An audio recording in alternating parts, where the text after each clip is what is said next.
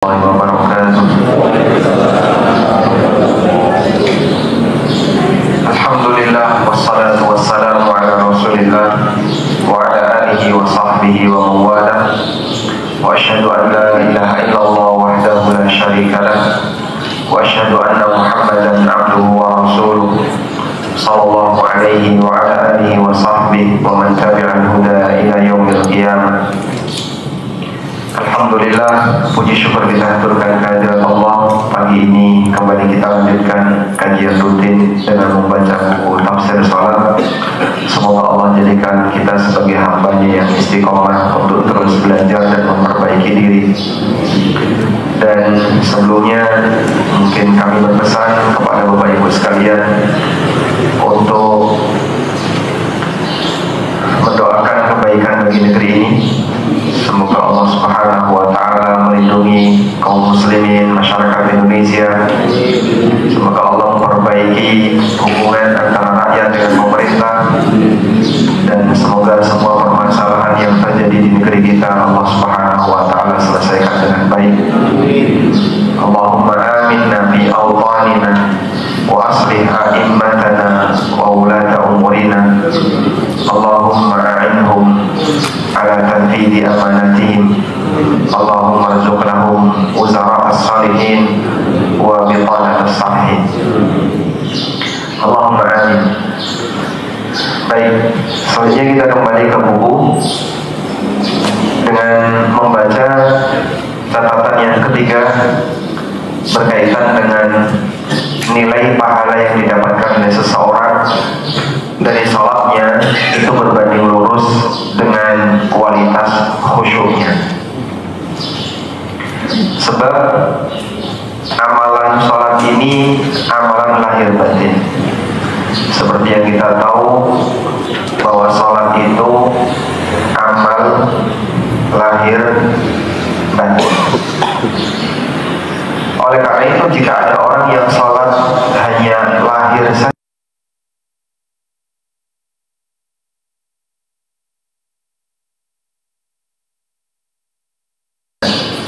ini berarti tidak ada unsur batin. Nah, pada posisi tidak khusyuk seperti ini, maka nilai pahalanya akan berkurang. Sebagaimana ketika Bapak Ibu baca Al-Quran, kemudian baca zikir. Ketika kita membaca Al-Quran atau baca zikir hanya lisan saja tanpa perenungan, nilai pahalanya kurang.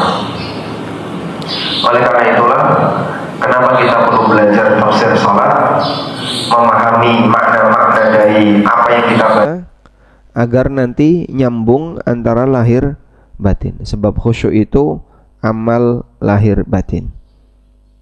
Baik. Dalam hadis dari Ammar bin Yasir radhiyallahu anhuma. Ammar sahabat, Yasir juga sahabat. Ammar bin Yasir radhiyallahu anhuma. Nabi sallallahu alaihi wasallam bersabda, "Innal 'abda la yusalli salata." Sesungguhnya seorang hamba mengerjakan salat, ma yuktabu lahu minha, dan dia hanya mendapatkan pahala 1/10, 1/9, 1/8, 1/7, 1/6, 1/5, 1/4, 1/3, setengah. Yang tertinggi berapa dalam hadis ini? Setengah. Angka pahala yang tertinggi yang disebutkan Nabi SAW dalam hadis ini adalah setengahnya. Dan angka terendah 1/10-nya. Walaupun ini bukan pembatasan, karena beliau hanya menjelaskan contoh. Ada orang yang selesai sholat, sementara pahala yang dia dapatkan 1/sekian, mungkin sampai 1/100, bisa jadi 1/1000, tergantung dari kondisi pikiran ketika seseorang sholat. Sehingga kalau makin banyak pikiran kita melayang kemana-mana gak karuan, kita hanya dapat 1/1000, 1/100, tergantung dari kualitas khusyuk kita ketika sholat. Nabi SAW menyebutkan pahala yang beragam, yang berbeda-beda bagi orang yang mengerjakan sholat tergantung dari kualitas sholatnya, dan tingkatan kualitas sholatnya ditentukan oleh lahir dan batin sholatnya. Di antaranya adalah faktor kekhusyuan dalam sholat. Mereka jumlah rakaatnya sama, tata caranya sama, gerakannya sama, tapi yang membedakan apa? Kualitasnya. Sehingga sholat duhur Bapak Ibu sekalian yang Anda kerjakan jumlah rakaatnya sama seperti yang dikerjakan Syekh Sudes. Jumlah rakaatnya sama seperti yang dikerjakan para imam Masjid Nabawi. Tapi yang membedakan adalah nilai dari kualitas. Untuk itu ulama sepakat bahwa pahala yang didapatkan seseorang dari sholatnya sesuai dengan tingkat kekhusyuannya. Abdul Wahid bin Yazid rahimahullah pernah mengatakan, di sini saya kutipan, Abdul Wahid bin Yazid Abu Ubaidah al-Basri, ulama generasi tabi'in, termasuk muridnya Hasan al-Basri. Kata Abdul Wahid bin Yazid, ajma'atil ulama ala annahu laysa lil abdi min salatihi illa ma aqal. Ulama sepakat bahwa akan mendapatkan pahala dari salatnya illa ma aqala, kecuali apa yang dia renungkan dari salatnya. Apa yang direnungkan dari salatnya artinya gimana? Khusyuknya itu. Jadi kalau blank sama sekali ketika salat, pikiran melayang gak terkontrol, bisa jadi tidak ada nilainya sama sekali. Makanya memperjuangkan ini penting. Riwayat yang menegaskan hal ini bisa kita ambil dari keterangan Ibnu Abbas radhiyallahu anhu. Beliau mengatakan, Ibnu Abbas mengatakan, laisa laka min salatika illa ma aqalta minha. Pahala dari salatmu hanya senilai apa yang kamu pikirkan dari salatmu. Kau tidak akan mendapatkan pahala dari salatmu kecuali sesuai dengan apa yang kau renungkan dari salatmu. Baik, cukup jelas. Insyaallah mudah dipahami prakteknya yang berat. Karena mungkin kita akan kesulitan kalau bisa khusyuk 100%. Bisa setengah saja itu sudah hebat. Setengah khusyuk itu berarti rakaat pertama salat subuh sampai pindah ke rakaat yang kedua full khusyuk. Banyak yang gagal ya, padahal baru memperjuangkan setengah. Baik, karena itulah orang yang tidak khusyuk dalam sholatnya, maka tidak ada pahala baginya. Sehingga ketika dia sholat, bisa jadi dia menyelesaikan sholatnya tapi nggak ada nilainya. Karena khusyuk adalah roh dan inti dari salat. Ibnu Qayyim mengatakan, al-khusyu'u wa ta'aqqul ruhus shalah. Khusyuk dan merenungkan isi salat itu ruhnya salat. Wa maqsuduha, dan bagian inti dari salat. Wa lubbuha. Fa kaifa yu'taddu bi salatin faqadat ruhuhu. Faqadat ruhaha walubbaha. Maka bagaimana ketika ada salat yang dia enggak punya ruh, seperti jasad tanpa arwah, sehingga badan kita akan tidak berfungsi ketika tidak ada arwah. Ibadah kita menjadi ibadah yang tidak ada nilai ketika tidak ada khusyuknya. Baik. Bahkan sebagian ulama menyebutkan khusyuk atau salat yang tidak khusyuk lebih dekat kepada hukuman daripada kepada pahala. Orang yang salat tidak khusyuk bisa jadi dihukum. Awis kadung salat kok dihukum. Nek ngono mutung malah ra gelem salat. Nanti hukumannya lebih berat lagi. Ibarat Anda dikasih tugas akhir oleh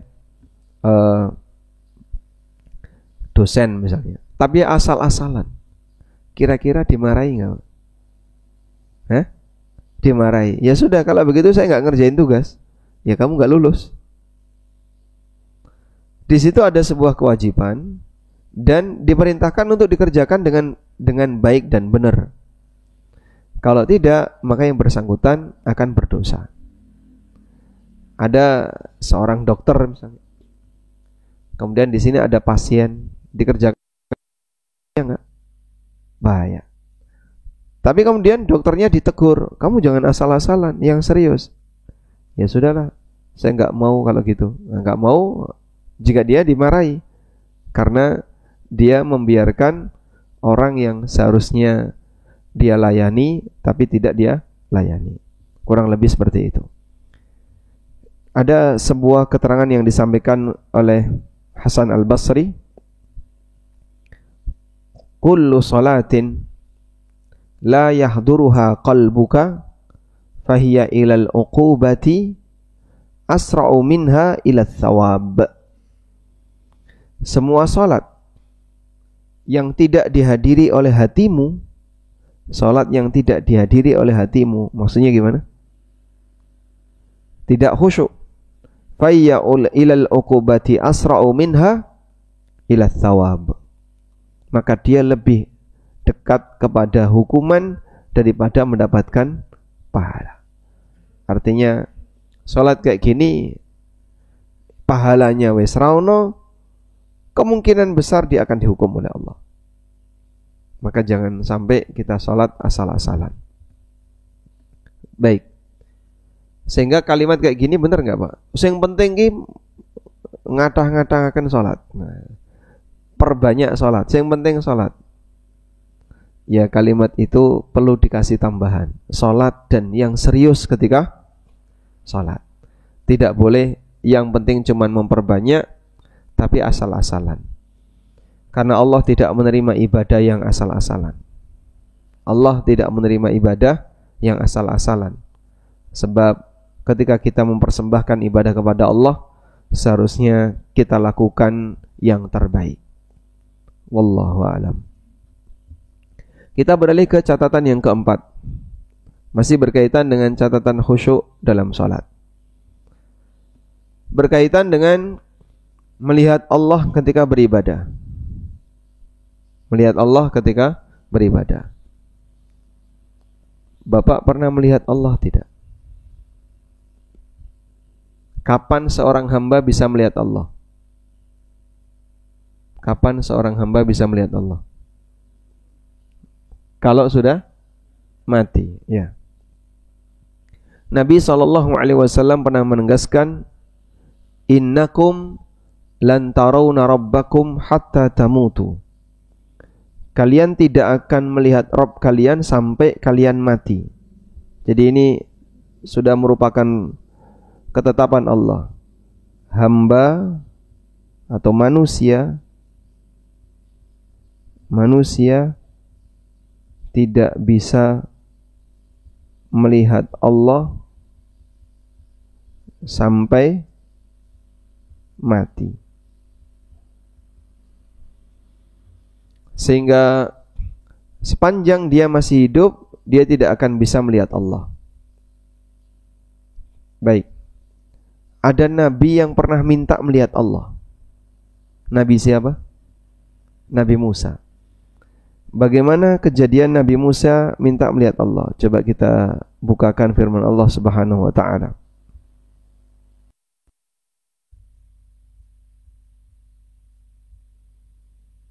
Di surat Al-A'raf ayat 143. Musa diminta oleh Allah Subhanahu wa taala untuk datang ke atas gunung dalam rangka mendapatkan wahyu. Maka Musa datang ke atas gunung selama 40 hari. Untuk berada di atas gunung selama 40 hari dalam wahyu.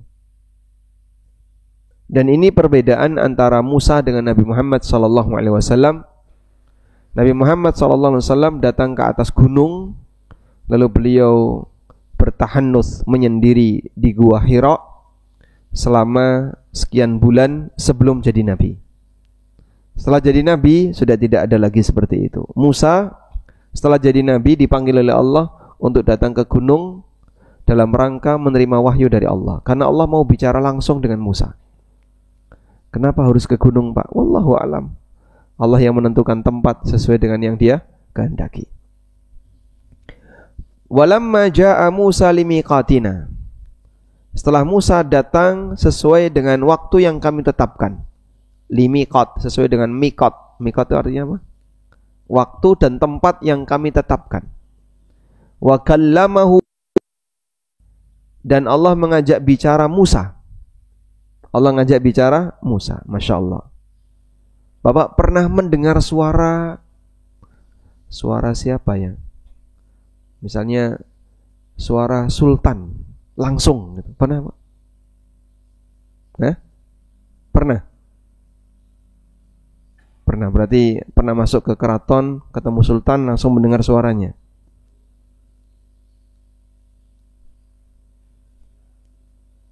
Di kantor gubernur misalnya ya. Tapi mungkin masyarakat biasa mereka nggak pernah. Atau siapa? Orang yang satu di Indonesia, RI 1 misalnya, pernah nggak mendengarkan suara Pak Prabowo yang langsung di depan beliau? Nggak pernah. Mungkin pernah kita lihat rekamannya, tapi kita tidak pernah mendengar langsung. Kita membaca kalamullah berupa Al-Quran, itu kalamullah. Tapi kan bentuknya teks yang kita baca. Seperti apa bunyi firman Allah? Musa diajak langsung oleh Allah untuk bicara. Subhanallah. Sehingga Musa mendengar langsung firman Allah. Wa kallamahu rabbuhu, dan Allah mengajak bicara langsung dengan Nabi Musa. Qala, kemudian Musa meminta, Rabbi arini andur ilaik. Ya Allah, berikan kesempatan bagiku untuk melihatmu. Jadi setelah dikasih nikmat bisa mendengar suara Allah, Musa ingin tambah, yaitu bisa melihat wajah Allah. Qala, lalu Allah berfirman, lantarani, kau tidak mungkin bisa melihatku. Walakin indur ilal jabal, namun lihatlah ke arah gunung itu. Beliau berada di sebuah gunung, suruh melihat gunung sebelah. Taqarra makanahu fasawfa tarani. Kalau nanti gunung ini tetap bertahan di tempatnya, kau akan bisa melihatku. Falamma tajalla rabbuhu lil jabal. Ketika gunung ini menampakkan dirinya, ketika Allah Subhanahu wa taala menampakkan dirinya ke gunung. Allah menampakkan dirinya ke gunung, bukan ke Musa, tapi ke gunung. Ja'alahu dakkan. Gunung itu meledak. Wa kharra Musa sa'iqa. Dan Musa langsung tersungkur pingsan. Sehingga Musa melihat gunung meledak, gunung itu enggak kuat, langsung pingsan. Sementara gunung ini meletus karena melihat Allah. Falamma tajalla rabbuhu lil jabal. Ketika Rabbnya menampakkan diri kepada gunung tadi, ja'alahu dakkan, gunung tadi meledak. Masya Allah. Melihat kejadian luar biasa, kadang itu kita nggak kuat. Jangankan seperti ini ya, kadang kita lihat ada orang tabrakan misalnya, langsung mati seketika di depan kita, kita gimana Pak? Gemeteran. Bahkan ibu-ibu pingsan, lihat kayak gitu langsung pingsan, nggak kuat. Karena mental kita lemah. Mental manusia ini lemah. Maka ketika melihat kejadian luar biasa, dalam posisi mentalnya lemah, orang tidak akan kuat. Dia bisa mati, bisa pingsan, dan seterusnya. Dan melihat wajah Allah itu merupakan puncak kenikmatan surga. Melihat wajah Allah ini apa? Puncak kenikmatan surga. Kok bisa Pak? Karena kenikmatan surga diletakkan oleh Allah di mata, di indera penglihatan. Dan puncak kenikmatan surga bentuknya adalah melihat wajah Allah. Apa dalilnya? Ada hadis berikut ini.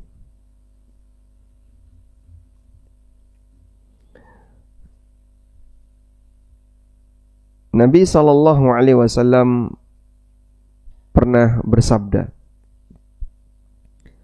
ketika beliau menafsirkan firman Allah Subhanahu wa taala, lilladzina ahsanul husna wa ziyadah, di surat Yunus ayat 26. Lilladzina ahsanul husna wa ziyadah, orang yang berbuat baik akan mendapatkan surga, wa ziyadatun, dan berikut tambahannya. Bagaimana bentuk tambahan itu? Kita lihat di sini. Dari Suhaib bin Sinan Ar-Rumi, Rasulullah SAW bersabda, "Idza dakhala ahlul jannatil jannah." Ketika penduduk surga sudah masuk surga, qala yaqulullahu tabaraka wa ta'ala, maka Allah akan bertanya kepada mereka, "Ya ahlal jannah, an azidukum?" Wahai penduduk surga, pengen apa kalian? Nanti tak kasih. Masya Allah ya. Sudah diberi kenikmatan surga, masih ditawari tambahan. Kalian pengen apa? Nanti aku tambahkan.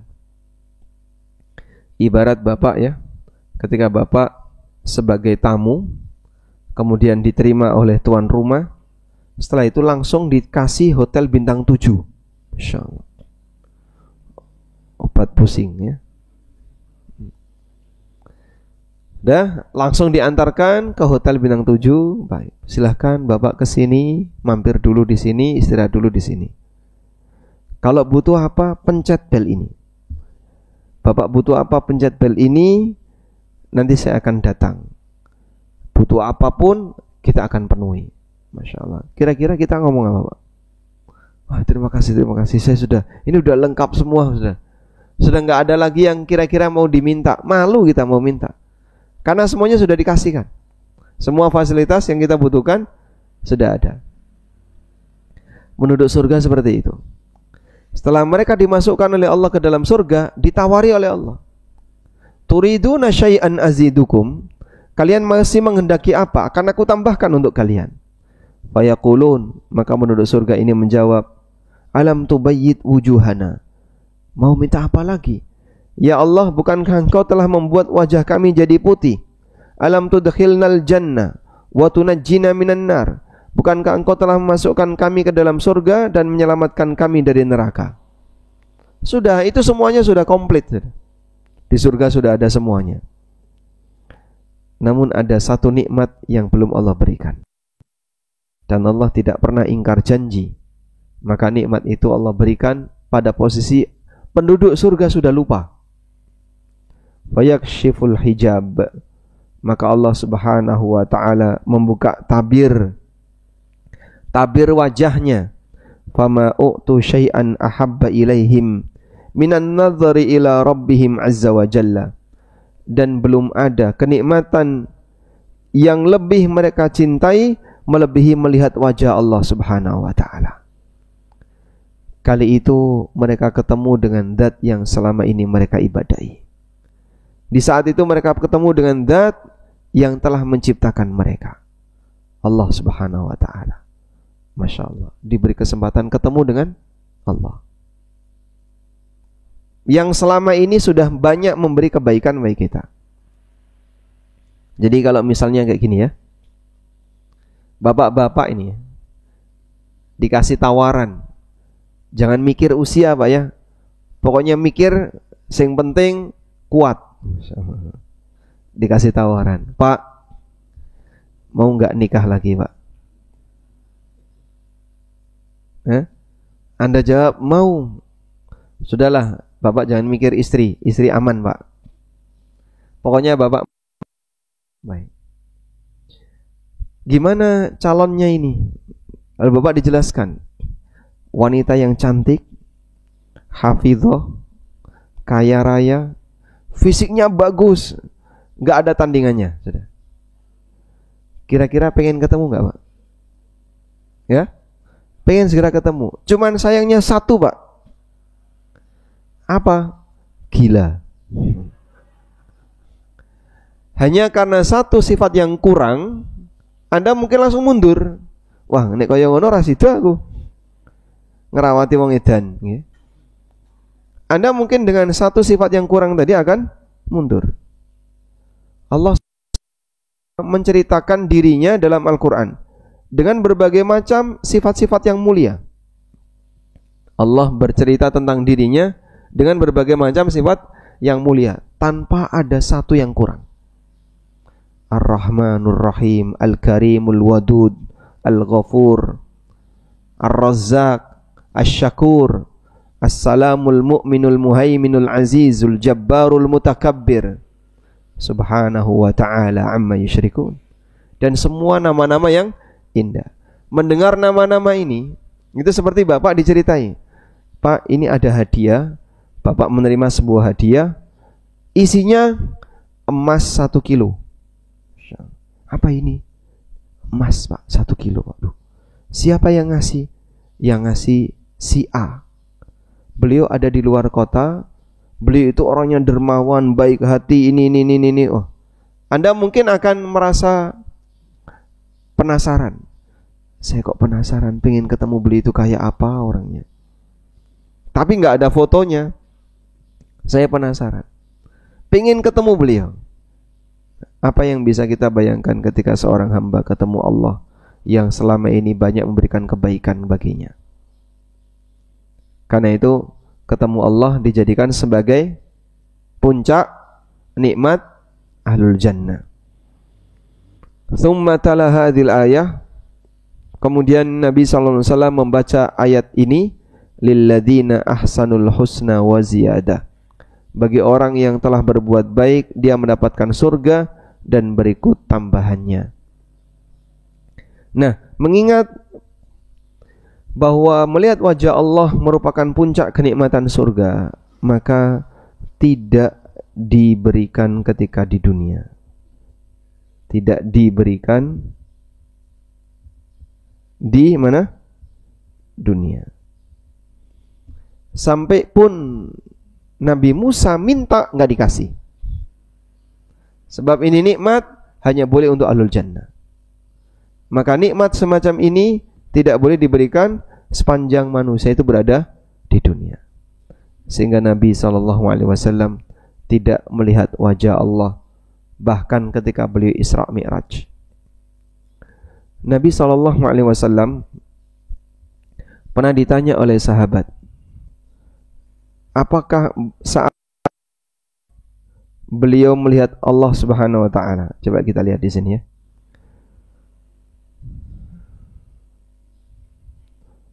Dari Abdullah bin Syakik, aku pernah bertanya kepada, "Lau ra'aitu Rasulullah sallallahu alaihi wasallam la sa'altuhu." Andaikan aku ketemu Nabi sallallahu alaihi wasallam, aku akan beranikan untuk bertanya kepada beliau. An ayyi syai'in kunta tas'alu? Abu Dzar tanya sama Abdullah bin Syakik. Abdullah bin Syakik ini tabi'in. Abdullah bin Syakik tabi'in, enggak ketemu Nabi sallallahu alaihi wasallam, tanya sama Abu Dzar. "Wahai Abu Dzar, andaikan aku ketemu Nabi sallallahu alaihi wasallam, aku akan tanya kepada beliau." Abu Dzar tanya sama Abdullah bin Syakik, "Kira-kira pertanyaanmu apa yang akan kau sampaikan kepada Nabi sallallahu alaihi wasallam?" "Kuntu as'aluhu hal ra'aita rabbak." Aku akan tanya kepada beliau, apakah Anda pernah melihat Allah? Faqala Abu Dzar, kalau Abu Dzar mengatakan, "Sa'altuhu, aku sudah pernah bertanya itu kepada Nabi sallallahu alaihi wasallam." Faqala, dan beliau menjawab, "Ra'aitu nura, aku hanya melihat cahaya." Aku hanya melihat cahaya. Hadis sahih riwayat Muslim. Sahih riwayat Muslim. Baik. Dalam riwayat yang lain dari Abu Dzar juga, bahwa beliau pernah bertanya kepada Rasulullah SAW, "Hal ra'aita rabbak?" Apakah engkau pernah melihat Allah? Faqala, lalu kata Nabi SAW, "Nurun anna ara." ada cahaya yang menutupi itu, bagaimana aku bisa melihat? Sehingga wajah Allah Subhanahu wa taala ditutupi oleh cahaya.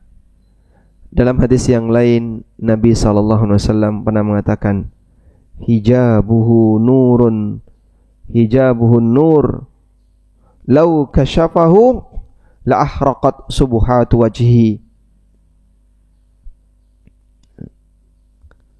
Hijabuhu nur, hijabnya Allah itu cahaya. Lau kasyafaha, andaikan Allah membuka hijab itu, la ahraqat subuhatu wajhihi kulla syai'in, maka pancaran wajahnya akan membakar segala sesuatu, adrakahu basarahu, yang dilihat oleh pandangannya. Sehingga apa yang dilihat oleh Allah terbakar kalau hijabnya dibuka. Thumma qara'a Abu Ubaidah, an burika man fin nari wa man haulaha wa subhanallahi rabbil alamin. Subhanallah, subhanallahi rabbil alamin. Dan ini beberapa hadis yang menyebutkan tentang wajah Allah Subhanahu wa taala, hadis sahih riwayat Muslim.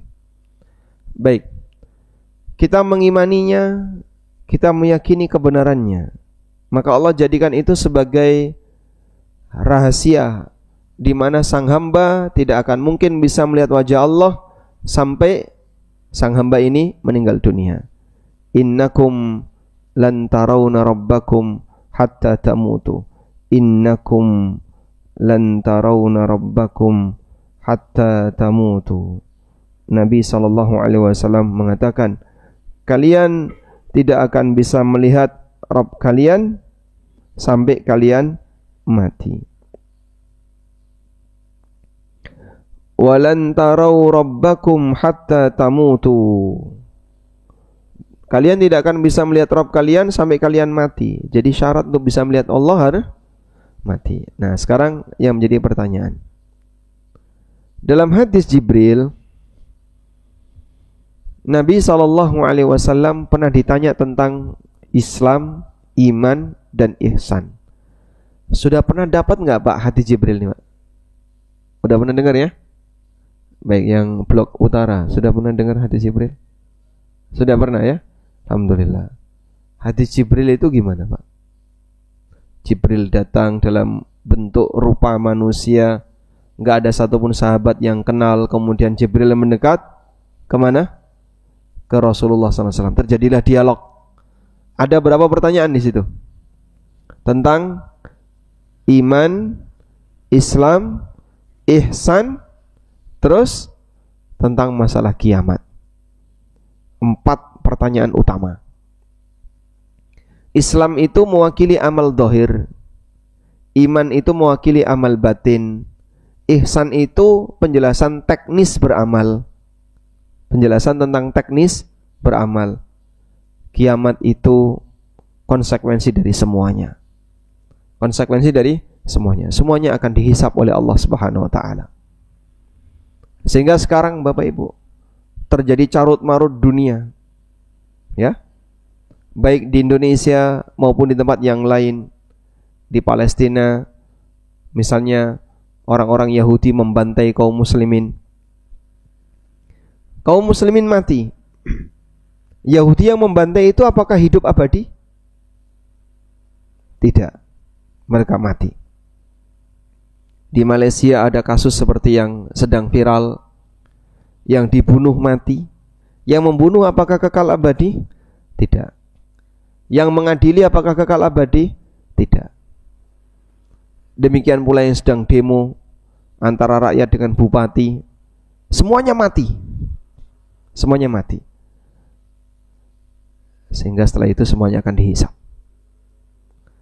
Jadi kejadian yang kita lihat, baru carut marut, ini semua akan mati semua. Semuanya mati dan dihisap oleh Allah. Maka kita disadarkan bahwa tugasmu adalah melaksanakan kewajiban kau sebagai hamba. Kau akan mati, kau akan dihisap di yaumil qiyamah. Kemudian beliau sallallahu alaihi wasallam ketika menjelaskan tentang ihsan, an ta'budallaha ka'annaka tarah fa illam takun tarahu fa innahu yarak. Kau beribadah kepada Allah seolah-olah kau melihatnya. Jika kau tidak bisa melihatnya, ketahuilah sesungguhnya Allah melihatmu. Gimana Pak beribadah kepada Allah seolah-olah melihat Allah? Kan tidak bisa Pak, katanya melihat Allah nunggu mati dulu. Gimana sholat seolah melihat Allah? Dalam hadis di atas, Nabi SAW menyebutkan kesempurnaan ibadah, yaitu dengan ihsan. Sehingga ihsan itu bukan ibadah, tapi cara ibadah. Kalau ibadahnya ya rukun Islam dan iman tadi. Ada ibadah lahir, ada ibadah batin. Sedangkan ihsannya itu bukan ibadah, tapi ihsan adalah apa? Tata cara ibadah. Dan ihsan ini ada dua tingkatan. Pertama, seolah-olah melihat Allah. Ini tingkatan yang paling tinggi. Tingkatan yang kedua, meyakini bahwa Allah melihatnya dan memperhatikan semua amalnya. Jika dua hal ini tidak ada pada hamba,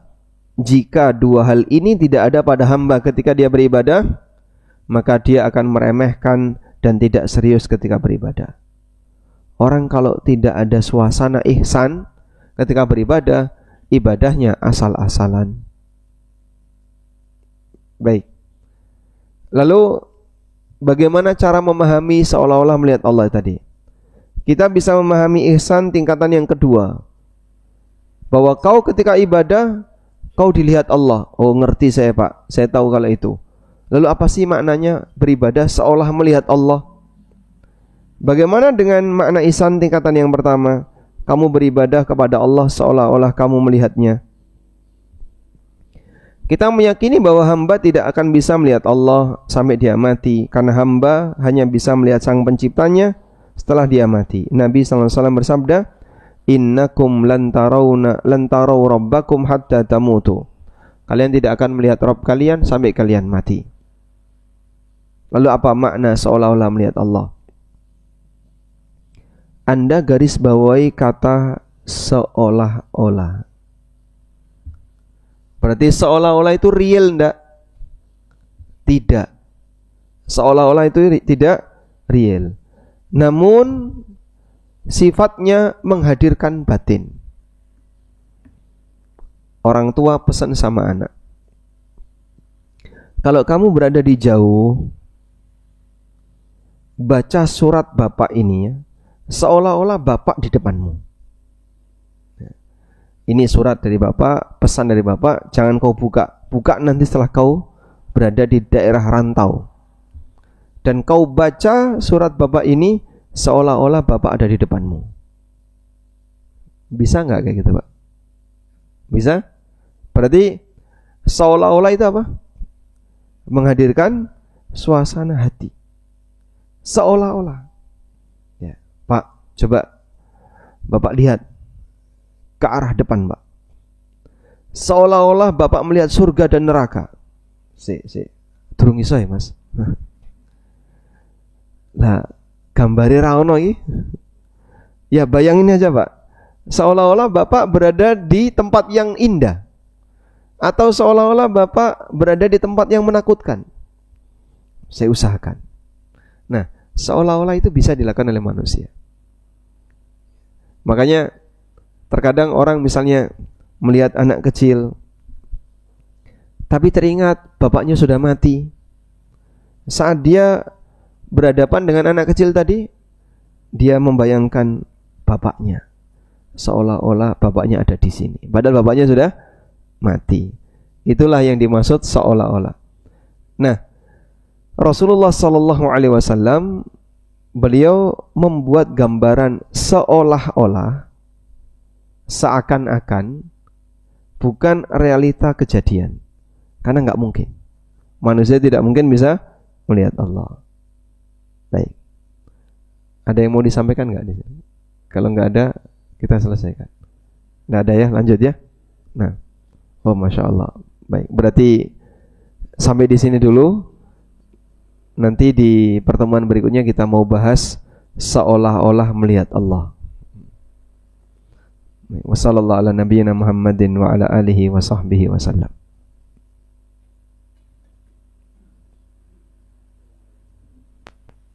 Waalaikumsalam warahmatullahi wabarakatuh.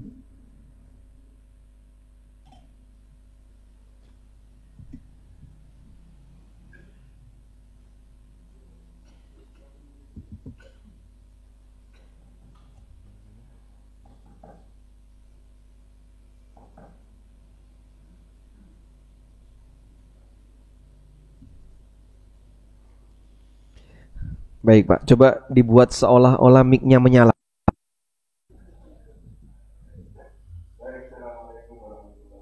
Waalaikumsalam warahmatullahi wabarakatuh.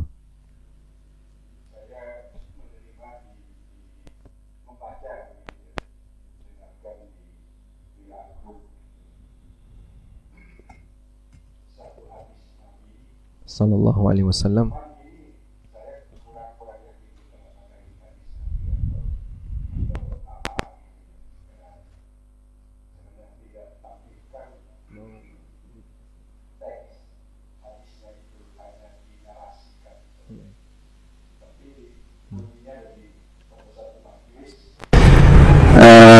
Nabi itu sedang ya biasalah berdakwah begitu. Tapi di antara yang hadir itu ada yang berwajah sedih sekali. Nabi menyatakan, ada apa dengan kamu? Gitu. Saya ini takut ya Rasul bahwa sholat saya tidak akan pernah diterima oleh Allah. Gitu. Karena saya sudah berusaha untuk khusyuk, tetapi tetap pikiran saya mungkin hanya 5% gitu bisa khusyuknya itu. Nabi pada waktu itu kemudian secara singkat gitu ya, Nabi kemudian justru menangis gitu, mengeluarkan air mata begitu Nabi. Kenapa kok Nabi mengeluarkan air mata? Karena dia sangat sedih betapa dahsyatnya godaan setan ketika umatnya ini sedang sholat. Sehingga meskipun orang ini sudah berusaha, tapi ya sangat sedikit khusyuknya itu. Tapi di akhir yang dinyatakan hadis ini dinyatakan begini. Meskipun Nabi menangis karena begitu dahsyatnya godaan setan itu ketika kita sedang sholat itu. Di akhir ini kemudian Nabi menyatakan begini, Allah itu maha mengetahui, maha memahami kondisi umat, kondisi manusia ini gitu ya. Jadi ketika kamu tertatih-tatih untuk mengingat Allah khusyuk dalam sholat, tapi kamu tetap tidak bisa karena kamu kalah dengan godaan setan itu, maka Allah itu maha penyayang. Begitu kamu berusaha, rakaat pertama, kalau saya memaknai gitu, rakaat pertama sampean sudah berusaha begini, tapi yang muncul adalah wah iki kunciku dengan dia lali gitu. Tapi di dalam hadis itu kemudian dinyatakan, begitu kamu berusaha untuk mengingat kembali di rakaat kedua gitu, maka Allah itu akan lari menyambut kalian karena kamu sudah berusaha untuk khusyuk gitu. Saya tidak tahu Ustaz, yang dinarasikan seperti itu, tapi itu apakah suatu hadis gitu ya, atau hanya suatu upaya dari ulama dari satu ustadz gitu ya, yang supaya ya meskipun kamu khusyukmu itu sekian persen, sudahlah kamu terus berusaha saja, karena usaha itulah yang dinilai oleh Allah. Jadi yang ingin saya mintakan penjelasan Pak Ustadz, ini hadis benar atau hanya sekedar tafsir ulama begitu ya, agar supaya orang meskipun kue kira iso husu ojo ngelukru gitu. Kalau kamu ngelukru dan kemudian berpendapat kalau begitu saya tidak usah sholat, wong saya husuk saja nggak bisa, pasti saya tetap dianggap berdosa oleh Tuhan. Saya khawatir itu justru akan menyebabkan orang nek ngono aku gak usah sholat wae. Tetapi itu yang menang adalah setan, gitu loh. Berjuang terus saja sholat gitu, berjuang untuk husuk gitu. Meskipun mungkin husukmu hanya ya 5%, jangan-jangan 1% gitu ya. Tapi itulah yang akan dinilai oleh Allah.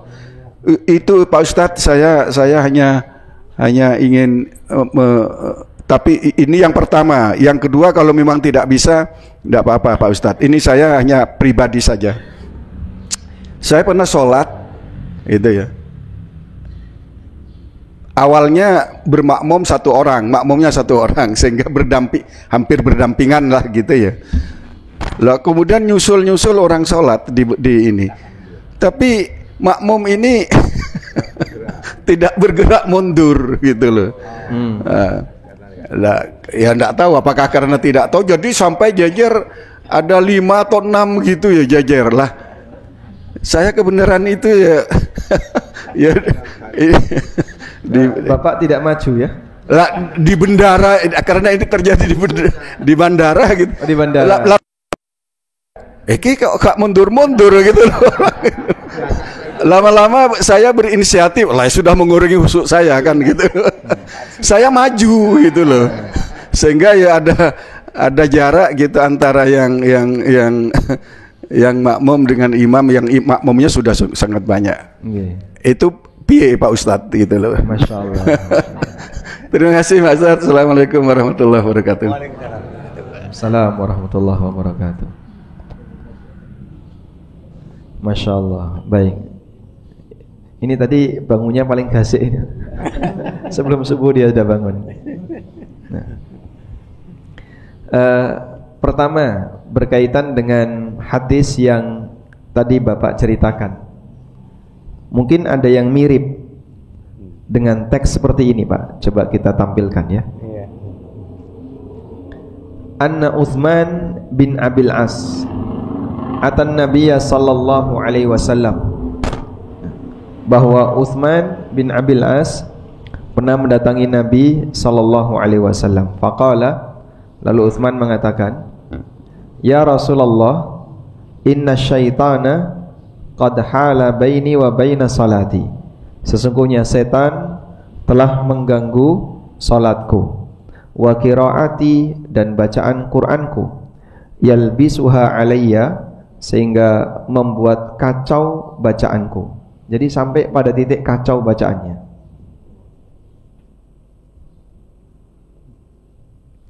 Faqala Rasulullah sallallahu alaihi wasallam, lalu Rasulullah sallallahu alaihi wasallam mengatakan, dzaka syaitanun yuqalu lahu khinzab. Itu adalah setan namanya khinzab. Fa idza ahsastahu, kalau kamu merasakan suasana seperti itu, fata'awwadz billahi minhu, mintalah perlindungan kepada Allah darinya. Ucapkan a'udzu billahi minasyaitonir rajim. Watfil ala yasarika thalathan, dan meludahlah ke arah kiri sebanyak 3 kali. Namun meludahnya itu bukan meludah dengan menggunakan banyak air ya, tapi menggunakan titik-titik kecil air. Meludahlah ke arah kiri sebanyak 3 kali. Fa'altu dzalika fa'adhabahu Allahu ta'ala anni, maka aku lakukan itu dan Allah Subhanahu wa taala menghilangkan gangguan setan tadi. Hadis sahih riwayat Muslim.